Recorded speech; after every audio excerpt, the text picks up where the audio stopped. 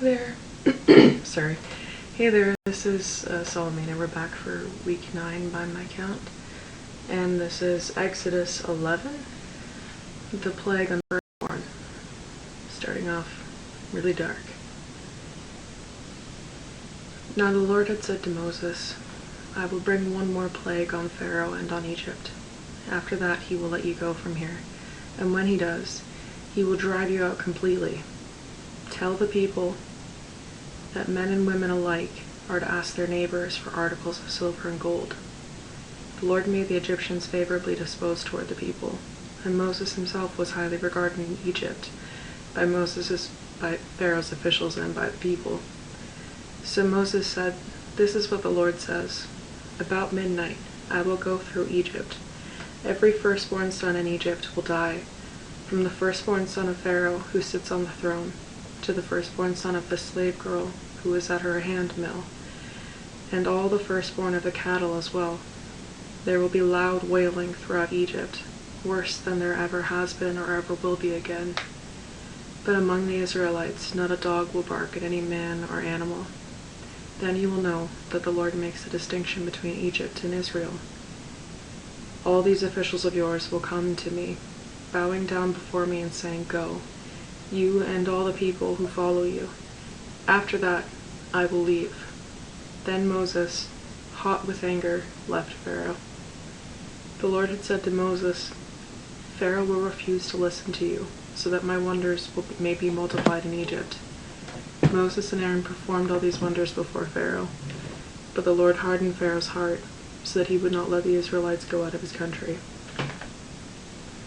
The Lord said to Moses and Aaron in Egypt, This month is to be for you the first month of your year. Tell the whole community of Israel that on the 10th day of this month, each man is to take a lamb for his family, one for each household. If any household is too small for a whole lamb, they must share one with their nearest neighbor, having taken into account the number of people there are. You are to determine the amount of lamb needed in accordance with what each person will eat. The animals you choose must be year-old males without defect, and you may take them from the sheep or the goats. Take care of them until the 14th day of the month, when all the people of the community of Israel must slaughter them at twilight. They are to take some of the blood and put it on the sides and tops of the door frames of the houses where they eat the lambs. That same night they are to eat the meat roasted over the fire, along with bitter herbs and bread made without yeast. Do not eat the meat raw or cooked in water, but roast it over the fire, head, leg, and inner parts. Do not leave any part of it till morning. If any of it left till morning, you must burn it. This is how you are to eat it, with your cloak tucked into your belt, your sandals on your feet, and your staff in your hand. Eat it in your haste. It is the Lord's Passover. On that same night I will pass through Egypt, and strike down every firstborn, both men and animals. And I will bring judgment on all the gods of Egypt. I am the Lord. The blood will be a sign for you on the houses where you are, and when I see the blood, I will pass over you. No destructive plague will touch you when I strike Egypt. This is a day you are to commemorate. For the generations that come you shall celebrate it as a festival to the Lord, as a lasting ordinance. For 7 days you are to eat bread made without yeast. On the first day, remove the yeast from your houses, for whoever eats anything with yeast in it from the first day through the 7th must be cut off from Israel. On the first day, hold a sacred assembly, and another one on the 7th day. Do not work at all on these days, except to prepare food for everyone to eat. That is all you may do. Celebrate the feast of the unleavened bread, because it was on this very day that I brought your divisions out of Egypt. Celebrate this day as a lasting ordinance for the generations to come. In the first month you are to eat bread made without yeast, from the evening of the 14th day until the evening of the 21st day. For 7 days no yeast is to be found in your houses, and whoever eats anything with yeast in it must be cut off from the community of Israel, whether he is an alien or native born. Eat nothing made with yeast. Wherever you live, you must eat unleavened bread. Then Moses summoned all the elders of Israel and said to them, Go at once and select the animals for your families, and to slaughter the Passover lamb. Take a bunch of hyssop, dip it in the blood in the basin, and put some of the blood on the top and both sides of the doorframe. Not one of you shall go out of the door of his house until morning. When the Lord goes through the land to strike down the Egyptians, he will see the blood on the top and the sides of the doorframe and will pass over that doorway, and he will not permit the destroyer to enter your houses and strike you down. Obey these instructions as a lasting ordinance for you and your descendants. When you enter the land that the Lord will give you as he had promised, observe this ceremony. And when your children ask you, "What does this ceremony mean to you?" then tell them, "It is the Passover, sacrificed to the Lord, who passed over the houses of the Israelites in Egypt and spared our homes, and when he struck down the Egyptians." Then the people bowed down and worshipped. The Israelites did just what the Lord commanded Moses and Aaron. At midnight, the Lord struck down all the firstborn in Egypt, from the firstborn of Pharaoh, who sat on the throne, to the firstborn of the prisoner, who was in the dungeon, and the firstborn of all the livestock as well. Pharaoh and all his officials and all the Egyptians got up during the night, and there was a loud wailing in Egypt, for there was not a house without someone dead. During the night, Pharaoh summoned Moses and Aaron and said, "Up, leave my people, you and the Israelites. Go, worship the Lord as you have requested. Take your flocks and herds as you have said, and go, and also bless me." The Egyptians urged the people to hurry and leave the country, for otherwise, they said, "We will all die." So the people took their dough before the yeast was added and carried it on their shoulders in kneading troughs, wrapped in clothing. The Israelites did as Moses instructed and asked the Egyptians for articles of silver and gold for clothing. The Lord had made the Egyptians favorably disposed toward the people, and they gave them what they asked for. So they plundered the Egyptians. Thank you, guys. That's nice of you.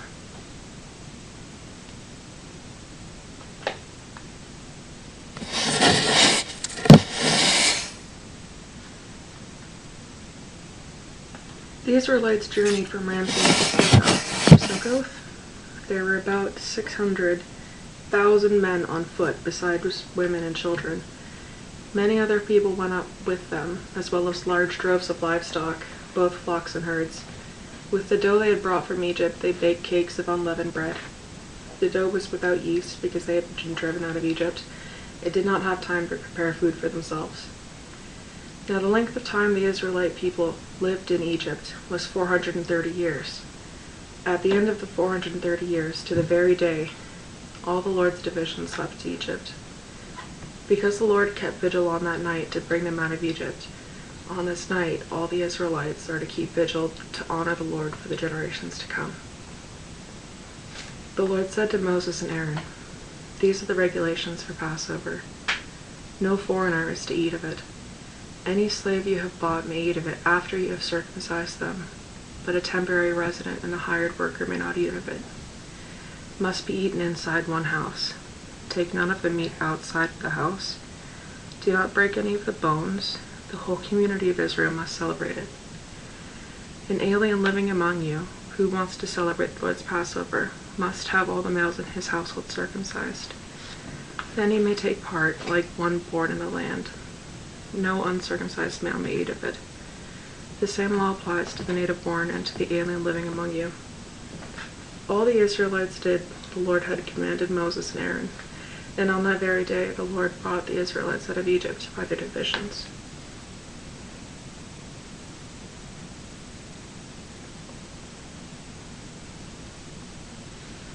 The Lord said to Moses, "Consecrate to me every firstborn male.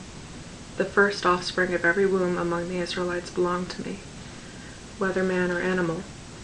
Then Moses said to the people, "Commemorate this day, the day you have come out of Egypt, out of the land of slavery, because the Lord brought you out of it with a mighty hand. Eat nothing containing yeast. Today, and in the month of Abib, you are leaving. When the Lord brings you into the land of the Canaanites, Hittites, Amorites, Hittites, and Jebusites, the land he swore to you, to your forefathers to give you, a land flowing with milk and honey. You are to observe this ceremony in this month. For 7 days, eat bread made without yeast, and on the 7th day, hold a festival to the Lord. Eat unleavened bread during those 7 days. Nothing with yeast in it is to be seen among you, nor shall any yeast be anywhere within your borders. On that day tell your son, I do this because of what the Lord did for me when I came out of Egypt. This observance will be for you like a sign on your hand, and a reminder on your forehead that the law of the Lord is to be on your lips. For the Lord brought you out of Egypt with his mighty hand. You must keep this ordinance at the appointed time year after year. After the Lord brings you into the land of the Canaanites and gives it to you, as he promised on oath to you and your forefathers, you are to give over to the Lord the first offspring of every womb. All the firstborn males of your livestock belong to the Lord. Redeem with a lamb every firstborn donkey, but if you do not redeem it, break its neck. Redeem every firstborn among your sons. In days to come, when your son asks you, what does this mean? Say to him, with a mighty hand the Lord brought us out of Egypt, out of the land of slavery. When Pharaoh stubbornly refused to let us go, the Lord killed every firstborn in Egypt, both man and animal. This is why I sacrifice to the Lord every male offspring of every womb, and redeem each of my firstborn sons. And it will be like a sign on your hand, and a symbol on your forehead, that the Lord brought us out of Egypt with his mighty hand. When Pharaoh let the people go, God did not lead them on the road through the Philistine country, though that was shorter. For God said, if they face war, they might change their minds and return to Egypt. So God led the people around by the desert road toward the Red Sea. The Israelites went out of Egypt, armed for battle.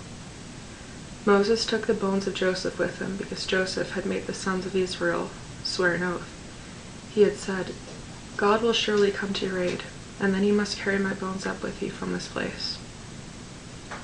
After leaving Succoth, they camped at Etham. Sorry, it's my cat. They camped at Etham, on the edge of the desert. By day the Lord went ahead of them on a pillar cloud to guide them on their way, and by night in a pillar of fire to give them light, so that they could travel by day and night. Neither the pillar of cloud by day nor the pillar of light by night left its place in front of the people. Then the Lord said to Moses, tell the Israelites to turn back and encamp near Pi-hahiroth, between Mijal and the sea. They are to encamp by the sea, directly opposite Baal-Zephon. Pharaoh will think, the Israelites are wandering around the land in confusion, hemmed in by the desert, and I will harden Pharaoh's heart, and he will pursue them.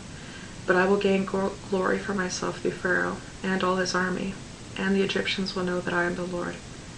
So the Israelites did this. When the king of Egypt was told that the people had fled, Pharaoh and his officials changed their minds about them and said, what have we done? We have let the Israelites go and lost their services.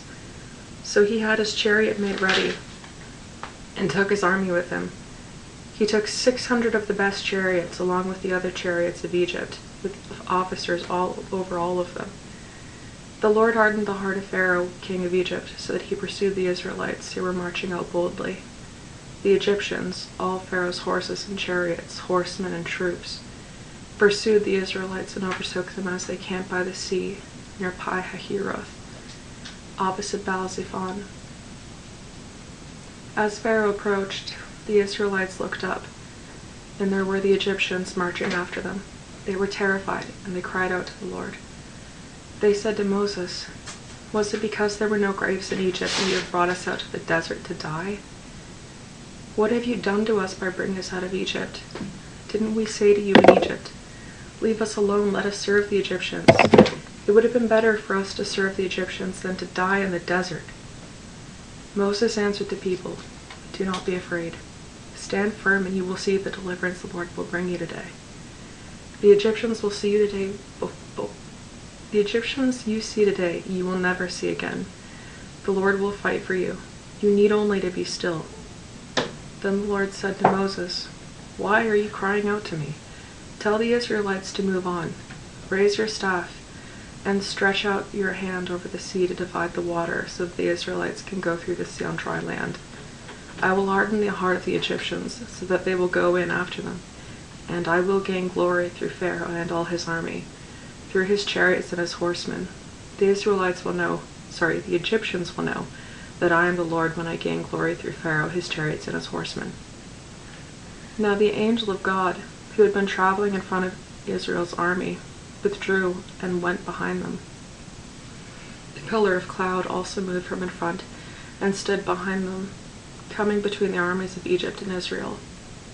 Throughout the night, the cloud brought darkness to one side and light to the other, so neither went near the other all night long. Then Moses stretched out his hand over the sea, and all that night the Lord drove the sea back with a strong east wind, and turned it into dry land. The waters were divided, and the Israelites went through the sea on dry land, with a wall of water on their right and on their left. The Egyptians pursued them, and all Pharaoh's horses and chariots and horsemen followed them into the sea. During the last watch of the night, the Lord looked down from the pillar of fire and cloud at the Egyptian army and threw it into confusion. He made the wheels of their chariots come off so that they had difficulty driving, and the Egyptians said, "Let's get away from the Israelites. The Lord is fighting for them against Egypt." Then the Lord said to Moses, "Stretch out your hand over the sea, so that the waters may flow back over the Egyptians and their chariots and horsemen." Moses stretched out his hand over the sea, and at daybreak the sea went back to its place. The Egyptians were fleeing toward it, and the Lord swept them into the sea.